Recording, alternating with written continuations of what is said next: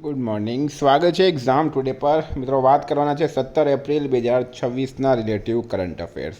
તો છેલ્લે સુધી વિડીયો સાથે બની રહેજો. કરંટ અફેર્સ ઇમ્પોર્ટન્ટ ટોપિક છે, દરેક એક્ઝામમાં પ્રશ્ન પૂછવામાં આવે જ છે. મિત્રો, ટોપિક પર આવીએ. 17 એપ્રિલ 2026 ક્વેશ્ચન નંબર 1 છે, હાલમાં વિશ્વ અવાજ દિવસ ક્યારે ઉજવવામાં આવ્યો? તો દર વર્ષે મિત્રો 16 એપ્રિલના રોજ વિશ્વ અવાજ દિવસ મનાવવામાં આવે છે. 16 એપ્રિલે વિશ્વ અવાજ દિવસ. હવે અહીં ઇમ્પોર્ટન્ટ ડેઝની વાત કરું, મેં ટેલિગ્રામ ચેનલમાં પણ મૂકી દીધું છે આ બધું, બરાબર. ટેલિગ્રામની લિંક નીચે ડિસ્ક્રિપ્શનમાં આપી છે. 15 એપ્રિલે વિશ્વ કલા દિવસ અને હિમાચલ દિવસ.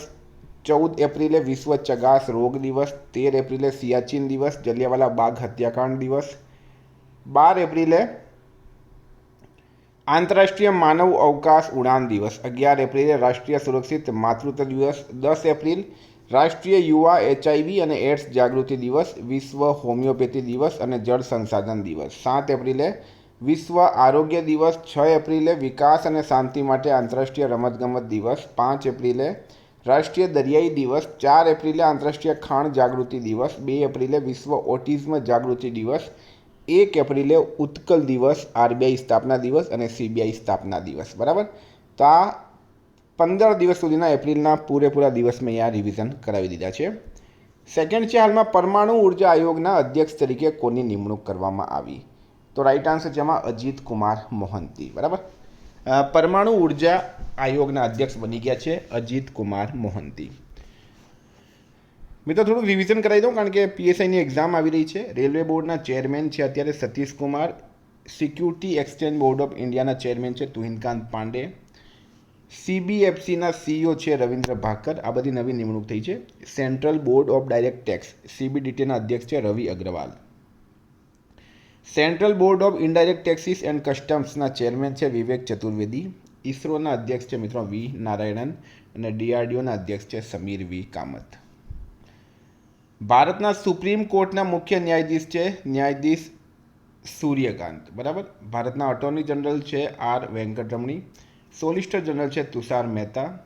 નેશનલ ગ્રીન ટ્રિબ્યુનલના અધ્યક્ષ છે જસ્ટિસ પ્રકાશ શ્રીવાસ્તવ. રાષ્ટ્રીય માનવ અધિકાર આયોગના અધ્યક્ષ છે જસ્ટિસ V રામા સુબ્રમણ્યમ. રાષ્ટ્રીય કાનૂની સેવા સત્તામંડળના કાર્યકારી અધ્યક્ષ છે ન્યાયાધીશ વિક્રમ નાથ. GST એપેલેટ ટ્રિબ્યુનલના અધ્યક્ષ છે ન્યાયાધીશ સંજય કુમાર મિશ્રા. મિત્રો, ભારતના સશસ્ત્ર દળોની વાત કરીએ આપણે તો નૌસેનાના અધ્યક્ષ છે એડમિરલ દિનેશ કુમાર ત્રિપાઠી. વાયુસેનાના અધ્યક્ષ છે અમરપ્રીત સિંહ અને થલ સેનાના અધ્યક્ષ છે ઉપેન્દ્ર દ્વિવેદી. હાલમાં ઇસ્માઇલ ઉમર ગુહલેનને કયા દેશના રાષ્ટ્રપતિ તરીકે નિયુક્ત કરવામાં આવ્યા? તો જીબુતીના નવા રાષ્ટ્રપતિ બની ગયા છે. કોણ? ઇસ્માઇલ ઉમર ગુએલેહ. સેમિકન્ડક્ટર ફેબ્રિકેશન પ્લાન્ટ માટે ભારતના પ્રથમ SEZ એટલે કે સ્પેશિયલ ઇકોનોમિક ઝોનને કયા સ્થળે મંજૂરી આપવામાં આવી? તો એ ગુજરાતના ધોલેરા ખાતે, અમદાવાદના ધોલેરામાં, બરાબર.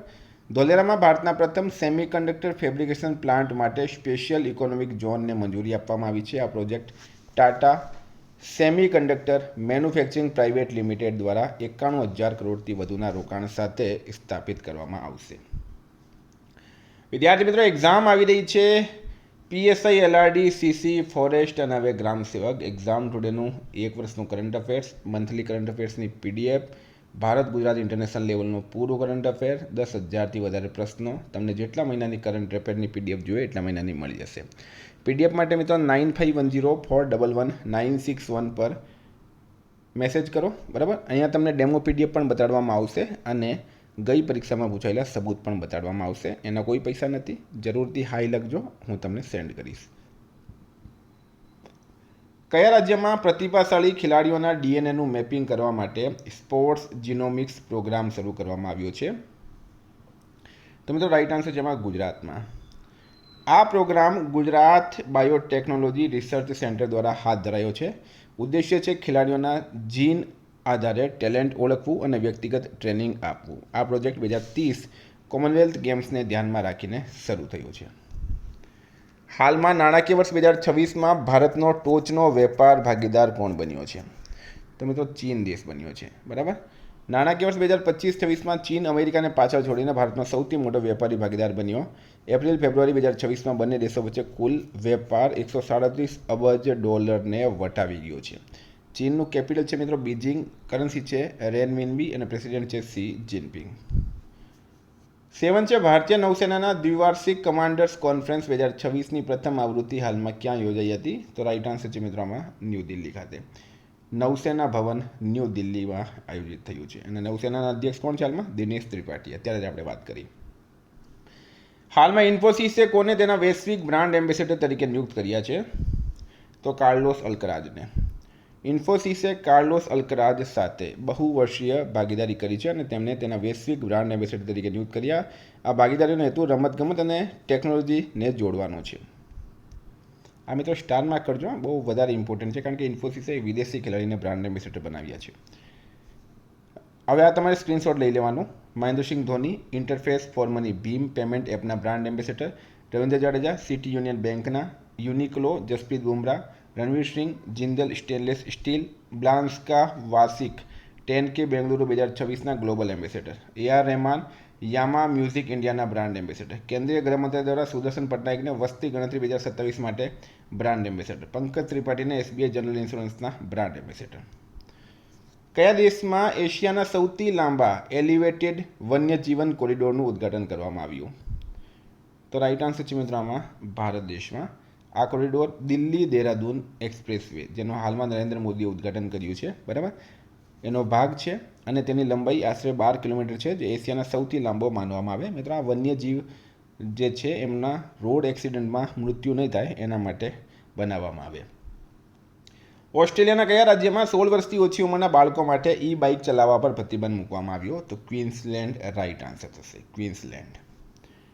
15 એપ્રિલના રોજ ઉજવાતું બંગાળી નવ વર્ષ શું કહેવાય છે? તો પોઈલા વૈશાખ. આ સ્ટારમાં કરજો. 15 એપ્રિલના રોજ બંગાળી નવ વર્ષ ઉજવવામાં આવે છે અને એને પોઈલા વૈશાખ તરીકે ઓળખવામાં આવે. તારીખ સામાન્ય રીતે 14 અથવા 15 એપ્રિલ હોય છે કારણ કે અત્યારે બંગાળમાં ઇલેક્શન પણ છે, એટલે ઇમ્પોર્ટન્ટ રહેશે આપણા માટે. 12 નંબર છે હાલમાં હિમાચલ પ્રદેશનો કેટલામો સ્થાપના દિવસ મનાવાયો? તો મિત્રો 79મો, બરાબર. રાજ્ય છે હિમાચલ પ્રદેશ, સ્થાપના થઈ હતી 15 એપ્રિલ 1948, એટલે કે 15 તારીખે એનો 79મો સ્થાપના દિવસ મનાવાયો. 2026માં 79મો. સ્થાપના 15 એપ્રિલ 1948ના રોજ મુખ્ય કમિશનરના પ્રાંત તરીકે આ રાજ્યની સ્થાપના થઈ હતી. રાજ્યનો દરજ્જો એને 25 જાન્યુઆરી 1971માં હિમાચલ પ્રદેશ રાજ્ય અધિનિયમ હેઠળ તેને ભારતનું 18મું રાજ્ય બનાવવામાં આવ્યું હતું. હિમાચલ દિવસ દર વર્ષે 15 એપ્રિલના રોજ હિમાચલ ડે તરીકે ઓળખવામાં આવે છે, ઉજવવામાં આવે છે. કઈ યુનિવર્સિટીએ AIU નેશનલ મૂટ કોર્ટ સ્પર્ધા 2026 જીતી? તો રાઈટ આન્સર છે મિત્રોમાં BHU. આ સ્પર્ધા એસોસિએશન ઓફ ઇન્ડિયન યુનિવર્સિટીઝ દ્વારા આયોજિત હતી. સ્થળ છે ઇન્ટિગ્રલ યુનિવર્સિટી લખનઉ. તારીખ છે 9 થી 11 એપ્રિલ 2026. રનરઅપ ચંડીગઢ યુનિવર્સિટી, વિજેતા છે બનારસ હિન્દુ યુનિવર્સિટી. પ્રધાનમંત્રી નરેન્દ્ર મોદી દ્વારા કયા રાજ્યમાં શ્રી ગુરુ ભૈરવક્ય મંદિરનું ઉદ્ઘાટન કરવામાં આવ્યું છે? તો રાઈટ આન્સર છે મિત્રો આમાં કર્ણાટક રાજ્યમાં. PM મોદીએ કર્ણાટકમાં મંડ્યા જિલ્લામાં પ્રખ્યાત આદિ ચુંચનગીરી મઠ ખાતે શ્રી ગુરુ ભૈરવક્ય મંદિરનું ઉદ્ઘાટન કર્યું. આ મંદિર સ્વર્ગસ્થ સંત શ્રી ડૉક્ટર બાલ ગંગાધરનાથ મહાસ્વામીજીની સ્મૃતિમાં બનેલ દ્રવિડ શૈલીનું સ્મારક છે. કર્ણાટકનું મિત્રો કેપિટલ છે બેંગલુરુ. CM છે સિદ્ધારમૈયા, રાજ્યપાલ થાવરચંદ ગેહલોત. હાલમાં કઈ બેંકે જીઓ ફોન ઉપકરણો દ્વારા ફીચર ફોન બેન્કિંગ સેવા શરૂ કરી? તો મિત્રો એ કરી છે બેંક ઓફ બરોડાએ, બરાબર, બેંક ઓફ બરોડાએ. સ્ટારમાં કરજો આ પણ. હાલમાં સાયપ્રસમાં યોજાયેલી ફિડે મહિલા ઉમેદવાર ટુર્નામેન્ટ 2026નો ખિતાબ કોણે જીત્યો? તો R વૈશાલીએ. ભારતના ગ્રાન્ડ માસ્ટર R વૈશાલીએ સાયપ્રસમાં આયોજિત ફિડે મહિલા ઉમેદવારો ટુર્નામેન્ટ 2026 જીતી છે. તો વિદ્યાર્થી મિત્રો આ હતા કરંટ અફેર્સના પ્રશ્નો. વાત કરીએ રિવિઝનની. તો 16 એપ્રિલ 2026 પર આપણે આવી ગયા. વિશ્વ ચગાસ રોગ દિવસ ક્યારે ઉજવવામાં આવે? 14 એપ્રિલે. 2025 માટે વિઝડનના વિશ્વના અગ્રણી ક્રિકેટર તરીકે કોની પસંદગી કરવામાં આવી? મિશેલ સ્ટાર્ક અને દીપ્તિ શર્મા. હાલમાં એશિયન રેસલિંગ ચેમ્પિયનશિપ 2026માં ભારતે કેટલા મેડલ જીત્યા છે? 17. રોબોફેસ્ટ ગુજરાત 5.0નું આયોજન કયા સ્થળે કરવામાં આવ્યું? સાયન્સ સિટી અમદાવાદમાં. પીટર મેગિયારે કયા દેશના વડાપ્રધાન પદ માટે ચૂંટણી જીતી છે? હંગરી.